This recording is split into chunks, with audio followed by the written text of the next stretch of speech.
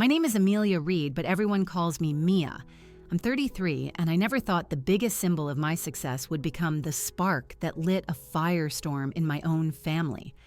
My condo, a gorgeous space I bought after years of grinding through 80-hour work weeks, became the battleground for an unbelievable conflict at my brother Leo's wedding. What was supposed to be a day of celebration turned into a public display of greed and betrayal when my parents pulled me aside, right between the cake cutting and the first dance. Their demand was as shocking as it was simple. They wanted me to give my home to Leo. When I refused, my father slapped me. The sound echoed through the hall as 200 guests fell silent, watching in shock. If you're listening to this, drop a comment and let me know where you're tuning in from. And please don't forget to hit like and subscribe, because I'm about to tell you the story of the wedding that blew my family apart. Growing up in Denver with my parents and my younger brother Leo was, to be frank, an education in navigating a rigged game. Our family had a silent but unshakable hierarchy, and Leo was always at the top. He was 4 years younger than me, the prince, the golden child, the son my father always wanted to carry on the family name. I was just Mia, the daughter, the one who was expected to get married and eventually be taken care of by someone else. The favoritism was impossible to miss. Leo always had the newest clothes, the latest gaming system, and total support for whatever hobby he decided to pick up for a week. I, on the other hand, was always told to be practical, to keep my expectations in check, and to remember that money doesn't grow on trees. When Leo wanted to go to a pricey summer soccer camp, my parents magically found the money. When I needed new running shoes for the track team, I was told to use my babysitting money. This pattern only got worse as we got older.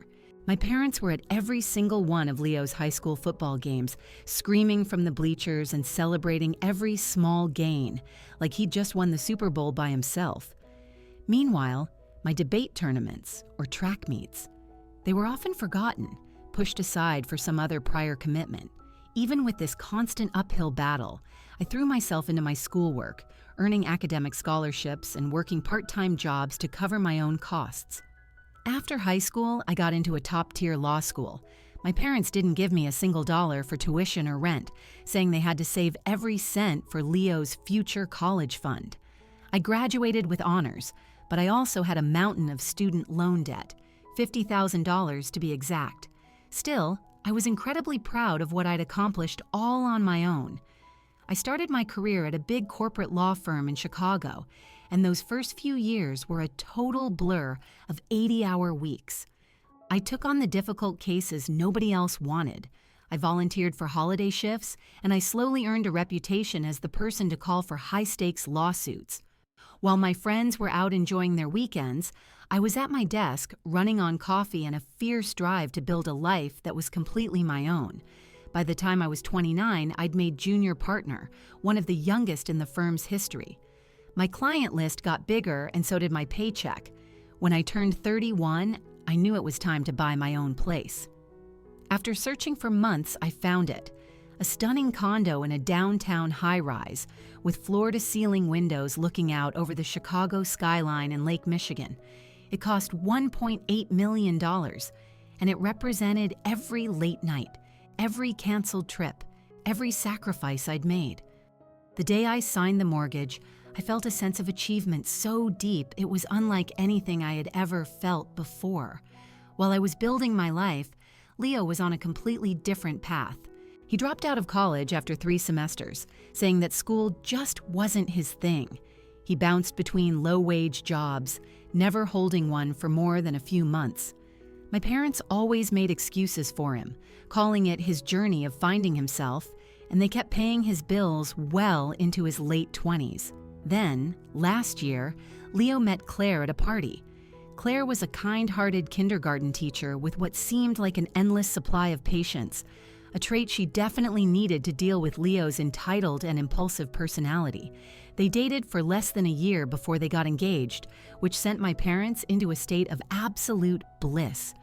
The engagement was announced right after Leo got fired from his latest job at a Best Buy. With only Claire's modest salary, they moved into a cramped one-bedroom apartment that my parents immediately helped them furnish. When they started planning the wedding, my parents offered to pay for everything, dipping into their own small retirement fund to make it happen. The fact that they could pull a small fortune out of thin air for Leo's wedding, but couldn't help me with a single textbook, was a tough pill to swallow. Despite our history, I really did try to have a good relationship with my family. I never missed a holiday. I always sent birthday cards, and I made a real effort to connect with Leo and Claire. I even offered to throw them an engagement party at my condo. It was an awkward night. My mother made passive-aggressive remarks about my decorating style, and my father kept asking how much everything cost. As the wedding got closer, I started hearing more and more comments about my condo. My mother would say things like, "It's so much space for just one person," while my father would go on about how successful people have a responsibility to help family members who are struggling. I just ignored it, thinking it was their usual brand of weirdness, not a coordinated attack. The week before the wedding was a blur of last-minute tasks. I helped with the invitations, picked up Leo's tux when he forgot, and went to the rehearsal dinner, where I gave a nice, warm toast to the happy couple. I was honestly holding on to a little bit of hope that this wedding could be a new beginning for us, a chance to move past the old hurts and build something better. I could not have been more wrong. The wedding was scheduled for 4 p.m. at the Manor at Crestview, a beautiful venue with huge gardens that overlooked a calm lake. I got there early, around 11, to help with any last-minute details and to be there for Claire. The place was like something out of a movie. White orchids and hydrangeas were everywhere. Crystal chandeliers sparkled in the reception tent, and a string quartet was practicing quietly in a corner. The spring weather was perfect, with a bright blue sky and a light breeze. I was wearing a long lavender dress, the color Claire had picked for her bridesmaids. My hair was up in a classy bun, and I'd even paid for professional makeup to look my best. As I was arranging flowers on the tables, I saw myself in a big, fancy mirror. The woman looking back at me seemed confident and successful, a completely different person from the insecure girl who always felt like she was in second place. Guests began to show up around 3:30, and I stepped into the role of unofficial greeter, welcoming relatives I hadn't seen in years. My Aunt Carol, my mom's sister, gave me a big hug and then held me at arm's length.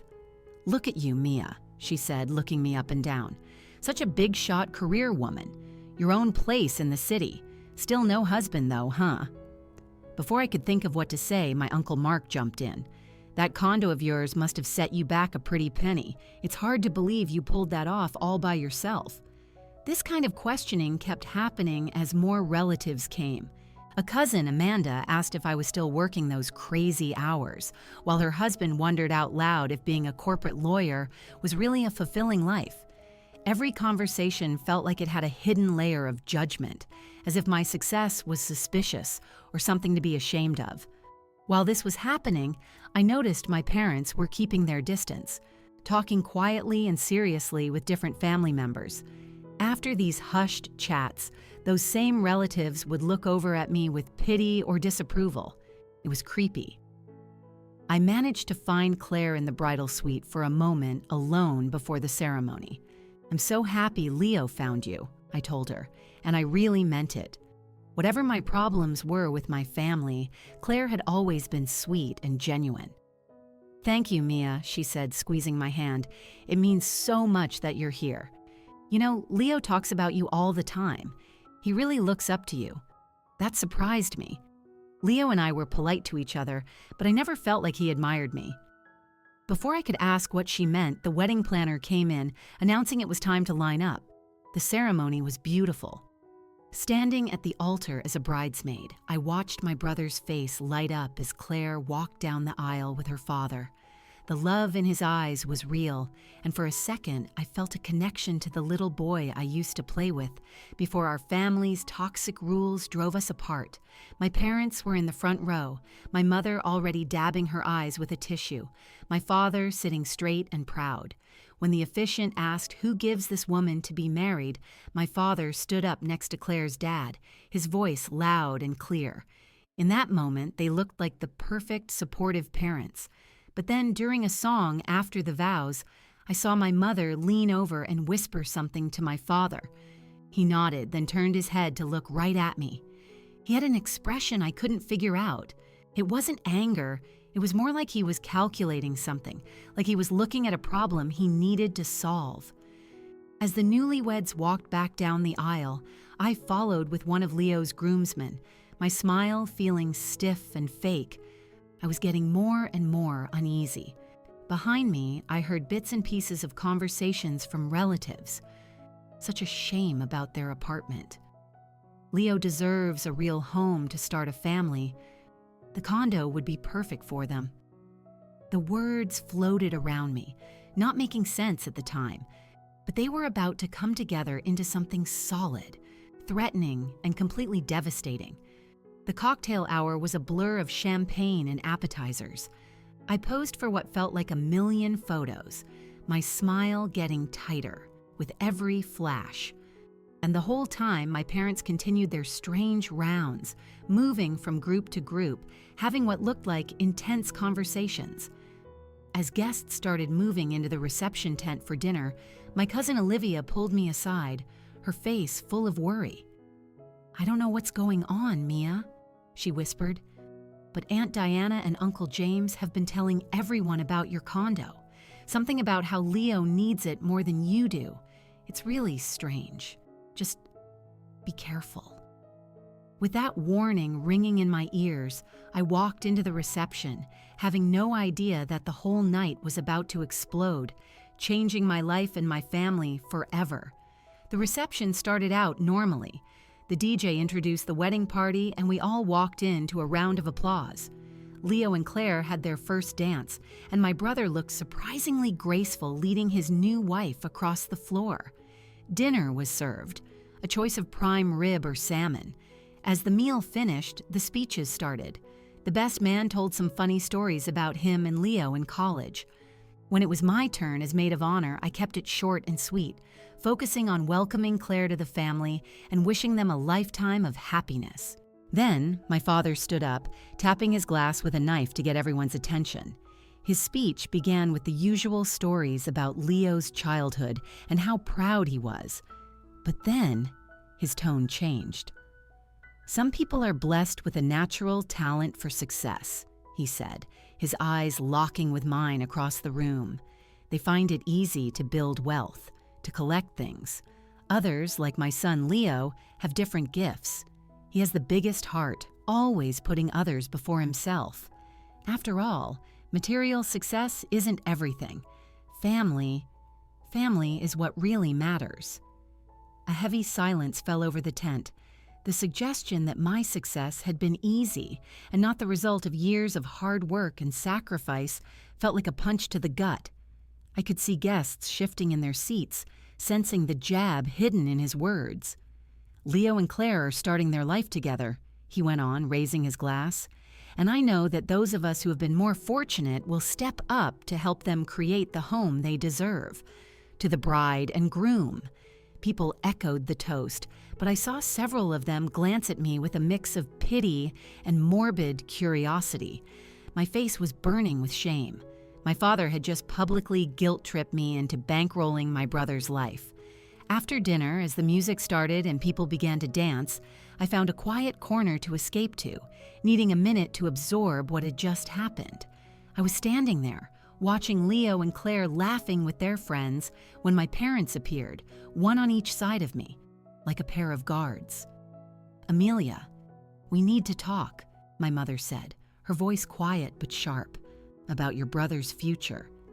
"This doesn't really seem like the right time for a family meeting," I said, a knot of dread tightening in my stomach. "Shouldn't we be celebrating?" "This is important," my father cut in. "It affects all of us." They led me toward a small, private room off the main reception hall. My mother closed the door behind us, muffling the party music. "Amelia," my mother started, using the same tone she used to scold me when I was a kid. "Your father and I have been thinking about your living situation." "My living situation is just fine," I replied, my voice steady. "That's the problem," my father said. "It's more than fine. That condo of yours is excessive for a single woman. 3 bedrooms, all that space. What could you possibly need it for?" I was stunned by his nerve. I worked hard for my home. It's not excessive. It's what I earned.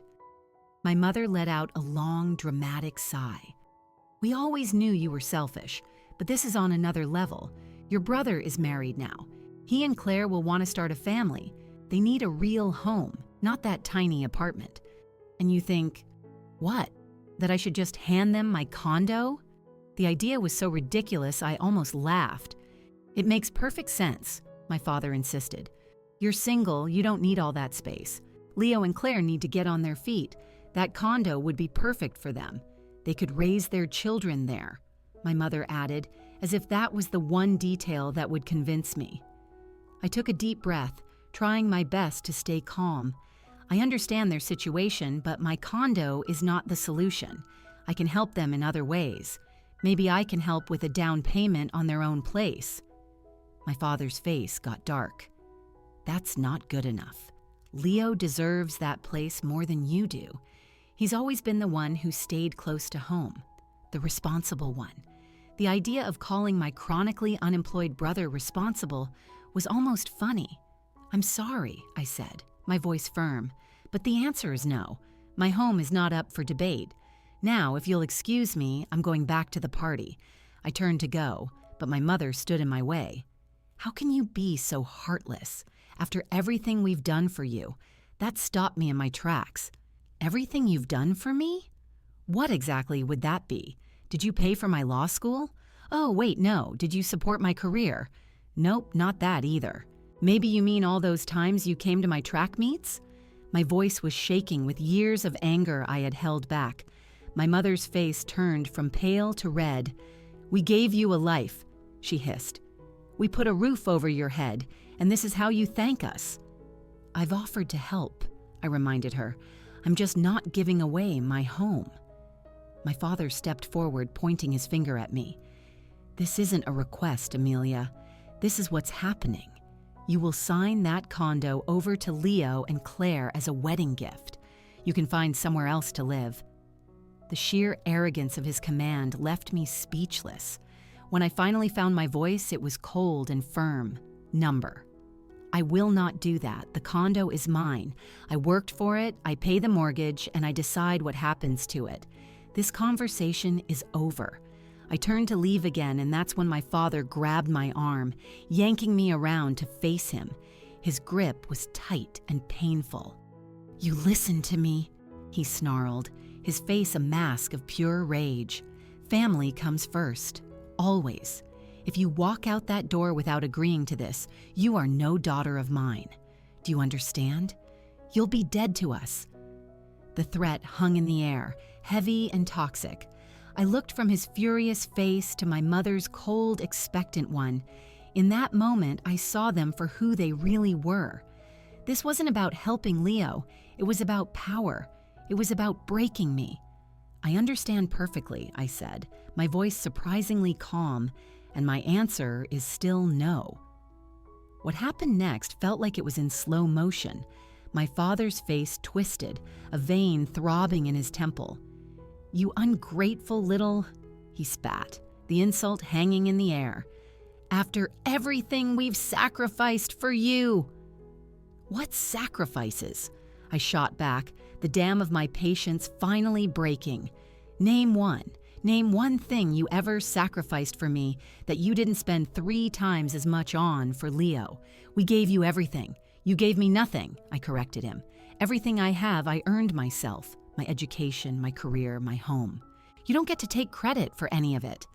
My mother tried to step in. "Amelia, think about what you're doing. This is your family." "What I'll regret is not standing up for myself years ago," I replied. "This has gone on long enough. Leo is a grown man. He and Claire need to build their own lives, just like I did." "It's different," my father yelled. "Leo is sensitive. He's always needed more support." "No," I shook my head. "Leo is entitled because you raised him that way. You taught him he deserves whatever he wants, even if it belongs to someone else." That seemed to be the last straw. The door to the room swung open and a crowd of guests, including Aunt Carol and Olivia, poured in, drawn by the shouting. Leo and Claire were right behind them, their faces a mask of confusion. "What's going on?" Leo asked. My father turned to him, his anger instantly vanishing, replaced by a sickeningly sweet smile. "Nothing, son. Just a little family discussion about Mia's very generous wedding gift to you." "Gift?" Leo repeated. "Your sister was just about to announce that she's giving you her condo," my mother said smoothly. I felt dozens of eyes on me, all waiting. "That's not true," I said, my voice clear and strong. "I never agreed to that." "Mia is just being difficult," my father said, trying to dismiss it. "She'll come around." "I will not," I stated, "and I would appreciate it if you stopped making promises for me." "How dare you embarrass us like this?" my father hissed. "I'm not the one causing a scene," I pointed out. "This is neither the time nor the place," I said, trying one last time to calm things down. "There's nothing to discuss," my father boomed, playing to the audience. "Either you support your brother, or you admit you care more about your fancy apartment than your own family." It was a trap, designed to make me look like the bad guy no matter what I did. I took a deep breath. "I love Leo and Claire, and I wish them nothing but the best," I said, my voice steady. "But my condo is my home. It is not a gift that can be demanded. I worked for it, and I am not giving it away." A murmur spread through the crowd. I saw Leo shift uncomfortably, but he didn't say a word. My father stepped so close I could feel his hot breath on my face. "This is your last chance, Amelia. Agree now, or you're out of this family." I looked him right in the eye. "If your love depends on me giving up my home, then maybe we have very different ideas of what family means." The slap was a sharp crack that silenced the entire room. My head snapped to the side from the force. Gasps rippled through the guests. My cheek was on fire. My ears were ringing, and for a split second, everything stopped. 200 people stared. My mother covered her mouth with her hand. Leo was frozen, and my father stood over me, his hand still raised. In that one horrible moment, I knew that the toxic, invisible strings that had tied me to them had just been violently cut. I pulled myself up straight, ignoring the sting in my cheek.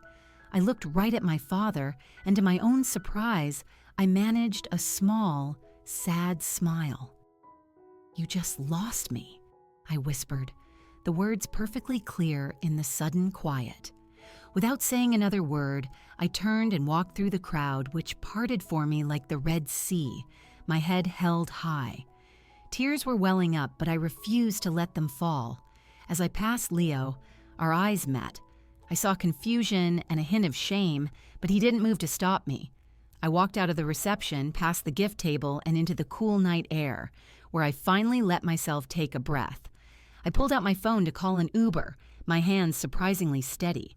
A wedding to remember, for sure. As I waited, Olivia came up beside me. "Are you okay?" she asked, her voice full of genuine concern. "Not really," I admitted. "But I will be." She nodded. "What they did was wrong, Mia. All of it." Her words were a small comfort in the middle of the chaos. When my car arrived, I realized that as painful as this was, it was also a new beginning. The beginning of a life free from their toxic demands. I slid into the back seat, gave the driver my address, and didn't look back. The drive home was a blur of streetlights and quiet tears. By the time I walked into my condo, I was emotionally and physically drained. The bruise was already starting to show, a physical mark of the deeper wound. I stood at my floor-to-ceiling windows, the windows that had made me fall in love with this place, and I let myself completely fall apart. The rest of the night was a flood of texts and voicemails. A few were supportive, like one from Aunt Carol. "What your father did was inexcusable. Call me if you need anything." Others were full of blame. From Uncle Mark. "You could have handled that more privately. Think about how Leo and Claire must feel." The most painful message was from Leo himself. "How could you make such a scene?" Claire is hysterical, and Dad is talking about disowning you. You need to fix this." He was more worried about the disruption to his party than the fact that our father had just assaulted me. I turned off my phone.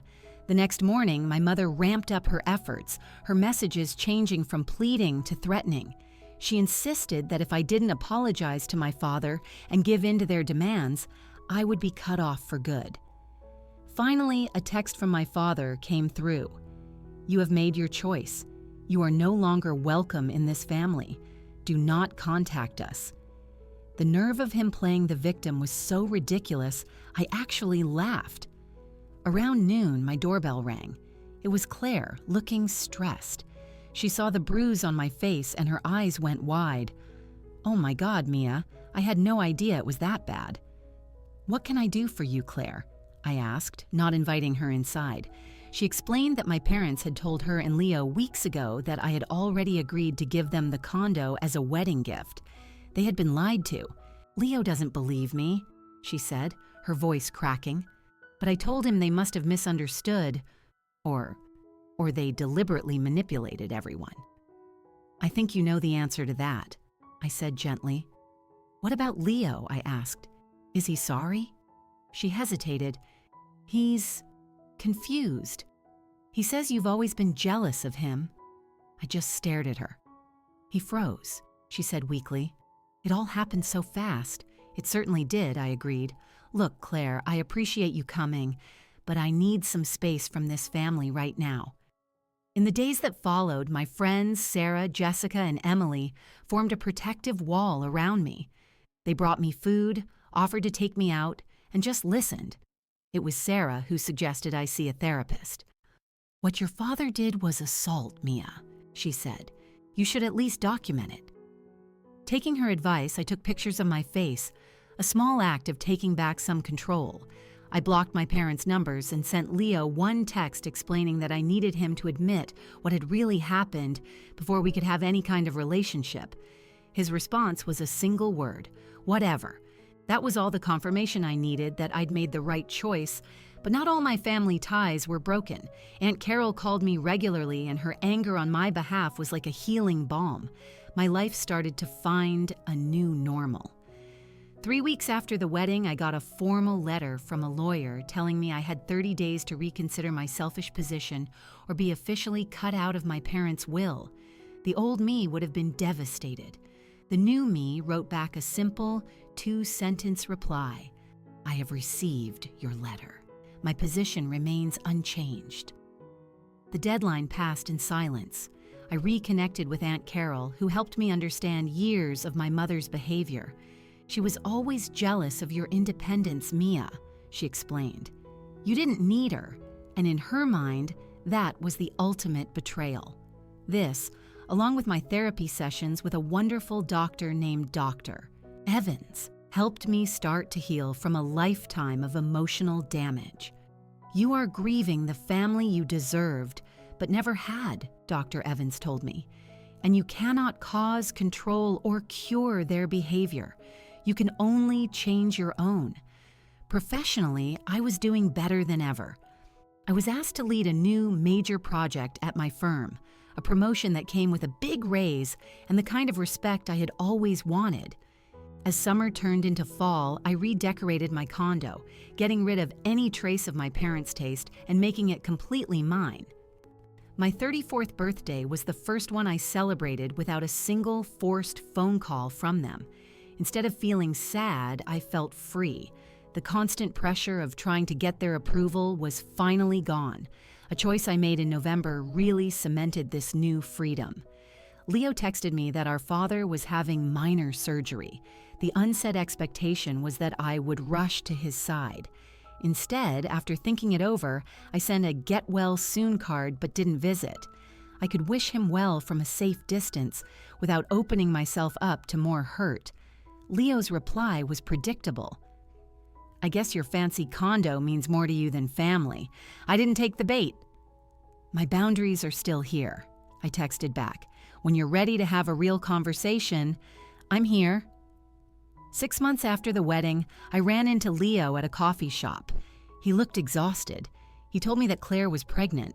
Then he said something that shocked me.